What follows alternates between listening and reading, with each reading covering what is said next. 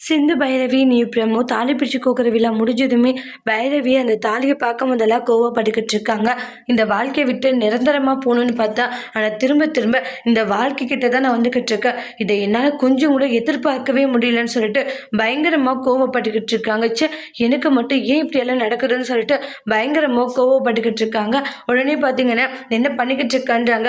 இப்படியெல்லாம் பண்ணிக்கிட்டு இருக்கான்னு இப்படி தான் பண்ணுவேன் அப்படின்னா உங்களோட சந்தோஷமா வாழ்வேன்னு நீ நினைச்சிட்டு இருக்கியான்றாங்க. எந்த காரணத்தை கொண்டு உன் கூடலாம் என்னால் சந்தோஷமாக வாழ முடியாதுன்றாங்க. கூடிய சீக்கிரத்தில் நான் இங்கேருந்து போக தான் போகிறேன்றாங்க.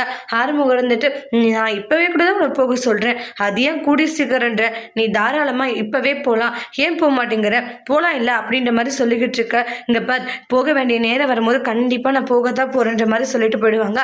ஆறுமுகம் இருந்துட்டு இவ இப்படி சொல்லக்கூடிய ஆள் இல்லை, ஏதோ ஒரு காரணம் இருக்குது, ஏன்னா இப்போ அவள் போக மாட்டேன் பின்னாடிக்கு போகிறேன்றான்னா அப்போ ஏதோ ஒரு காரணத்தினால தானே அவள் இந்த வீட்டில் இருக்கா, என்ன காரணம், அது என்ன காரணம் முடியும்ன்றதுக்காக இங்க இருக்கா அப்படின்ட்டு சொல்லிட்டு ஆறுமுகம் பயங்கர யோசனையில் இருக்காங்க. பைரவி அந்த வீட்டுல இருக்கிறதுக்கு காரணமே அவங்களுடைய அத்தைக்காக மட்டும்தான் இருந்துகிட்டு இருக்காங்க. ஏன்னா அவங்க அத்தை உயிருக்கு எதுவும் ஆபத்து வரக்கூடாதுன்னு சொல்லிட்டு பொறுமையா இருக்காங்க. அடுத்தடுத்து என்ன நடக்க போகுதுன்னு வெயிட் பண்ணி பார்க்கலாம். தேங்க்யூ.